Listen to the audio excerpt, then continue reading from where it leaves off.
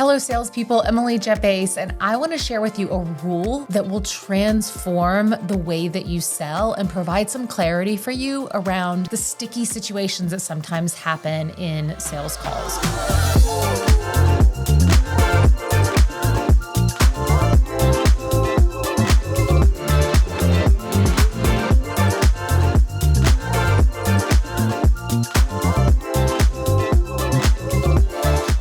So who am I? I am a professional sales coach and trainer. I work with some of the world's very best salespeople. You might even recognize some of the names of the companies that I work with. Importantly, I am also a salesperson myself. So I have to sell myself and my services to the clients that I work with in order to be their sales coach and trainer.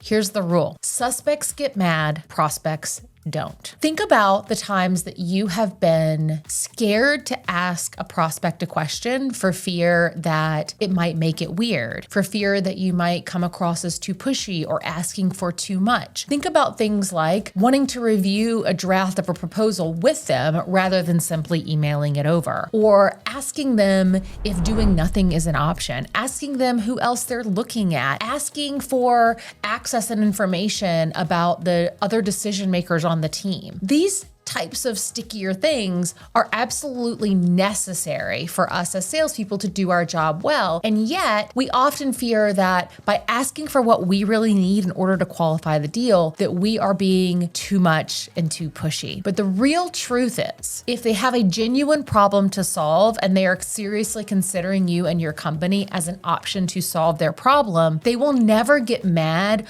or weird or squirrely about you asking for what you need in order to figure out whether or not you can help them. So if you say something like, our process is we're going to spend a couple of days working on this proposal for you, and then we need to meet to review it piece by piece. We'll review that draft and make sure that we are on the same page, and then we get it to the point that you feel really comfortable with this as a serious option to consider. So I'm looking out, let's say Wednesday of next week, let's find a time. If I'm uncomfortable about asking for what I need, which is to actually review that proposal with them, and the buyer says, could you just email me over a proposal? And I feel like I can't say, that's not really how we do things. Let me share with you how we found has been successful. If I'm not willing to push back, usually it's because I'm fearful that I will turn that prospect off. The truth is, that's never the case. If they are not real, meaning they're using me as a check quote. They're trying to keep the incumbent honest. They had to get 3 bids and they just need a number. They're not really serious about moving forward. They will always show themselves by being squirrely and pushing back on me when I ask for what I genuinely need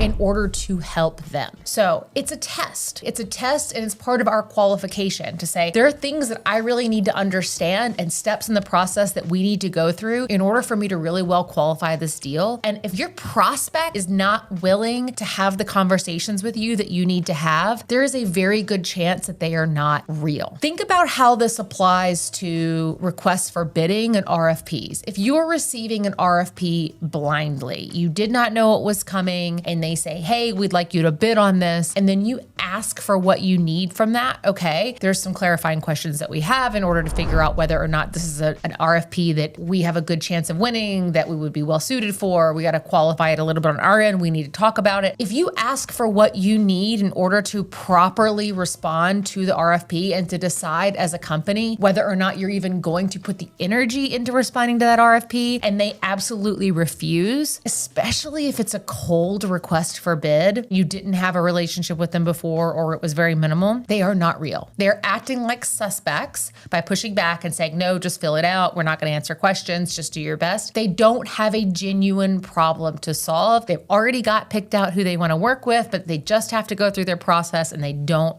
want to have a real conversation with you. That's the hard truth. So I hope that you'll think about this rule as a bit of an opportunity to find the confidence that you need to ask the hard questions, but also to save yourself a lot of heartache by getting clarity about how real the deals in your pipeline really are. What is it that you really need to find out? And what is it that you need to ask a prospect that's in your pipeline right now, but you've been too scared to ask that question? What if you went and found found the guts to ask that question because of your belief that if they're real, they won't get squirrely and weird about me asking reasonable questions that are within my right as a salesperson? What if you asked and you found out that they were perfectly happy to answer that question, or you found out that they got squirrely and refused to kind of participate? Either way, you get real clarity. You know where you should be investing your time. And if they are acting like suspects, the best thing that we as salespeople can do is close that file, move on to opportunities where they are willing to participate in the process with us and are acting like genuine prospects. So that's your rule. Suspects get mad, prospects don't.